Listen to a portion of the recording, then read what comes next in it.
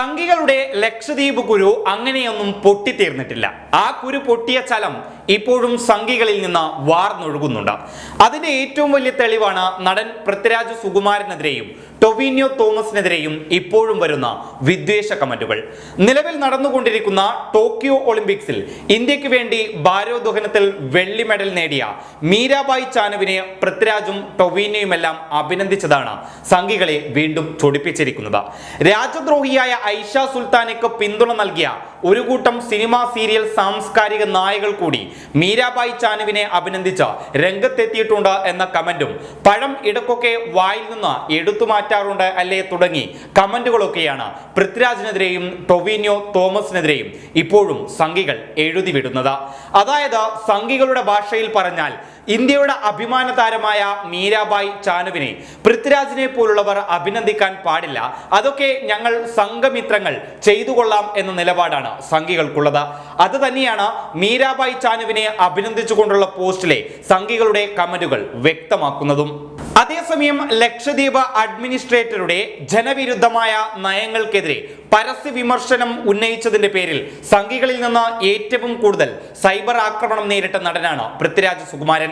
സംഘപരിവാർ നിയന്ത്രിക്കുന്ന ജനം TV വരെ അന്ന് പൃഥ്വിരാജിനെ വ്യക്തിഹത്യ ചെയ്തിരുന്നു. സുകുമാരന്റെ മൂത്രത്തിലുണ്ടായ പൗരുഷമെങ്കിലും പൃഥ്വിരാജ് കാണിക്കണമെന്നും രാജ്യവിരുദ്ധ ശക്തികൾക്കൊപ്പം പൃഥ്വിരാജ് കുരച്ചു ചാടുമ്പോൾ നല്ല നടനായ സുകുമാരനെ ആരെങ്കിലും ഓർമ്മിച്ചാൽ അത് പിതൃസ്മരണയായി പോകുമെന്നായിരുന്നു ജനം TVയുടെ ഓൺലൈനിൽ അന്ന് പ്രസിദ്ധീകരിച്ച ലേഖനത്തിൽ പറഞ്ഞത്. ചാനലിന്റെ എഡിറ്റർ GK സുരേഷ് ബാബു എഴുതിയ ലേഖനത്തിലായിരുന്നു ഇത്തരം പരാമർശങ്ങൾ. പൃഥ്വിരാജിന്റെ കണ്ണീർ വീണ്ടും ജിഹാദികൾക്ക് വേണ്ടി എന്നായിരുന്നു ആ ലേഖനത്തിന്റെ തലക്കെട്ട്. സമൂഹ മാധ്യമങ്ങളിൽ ചലച്ചിത്ര പ്രവർത്തകരടക്കം വിമർശനം ഉന്നയിച്ചതോടെ ലേഖനം സൈറ്റിൽ നിന്ന് ജനം TV മുക്കിയിരുന്നു.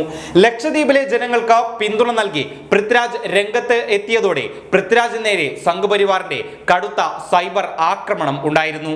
അതിനു പിന്നാലെയായിരുന്നു ജനം TVയുടെ അധിക്ഷേപ ലേഖനം. നേരത്തെ പൃഥ്വിരാജ് അച്ഛൻ സുകുമാരന് അപമാനമാണെന്നും അച്ഛന്റെ ഗുണങ്ങൾ അവശേഷിക്കുന്നുണ്ടെങ്കിൽ വ്യക്തിത്വം കുറച്ചെങ്കിലും ബാക്കിയുണ്ടെങ്കിൽ പുനർവിചിന്തനം ചെയ്യണമെന്ന് BJP വക്താവായ B ഗോപാലകൃഷ്ണൻ പറഞ്ഞിരുന്നു. ഇത്തരത്തിൽ ലക്ഷദ്വീപ് വിഷയത്തിൽ പ്രതികരിച്ചതിന്റെ പേരിൽ പൃഥ്വിരാജിനെതിരെ സംഘികൾ വലിയ ആക്രമണങ്ങൾ നടത്തിയിരുന്നു.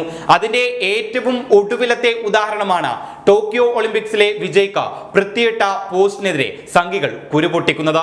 എന്നാൽ ഇതുകൊണ്ടൊന്നും പൃഥ്വിരാജിനെ അങ്ങനെ തളർത്താമെന്നൊന്നും സംഘികൾ കരുതരുത്. നേരത്തെ പറഞ്ഞ അതേ വാചകം തന്നെ വീണ്ടും പറയുകയാണ്. പൃഥ്വിരാജ് തീയിൽ നിന്ന് കുരുത്തവനാണ്. അതുകൊണ്ട് സംഘികളുടെ വെയിലത്ത് വാടുന്ന നടനൊന്നുമല്ല പൃഥ്വിരാജ്.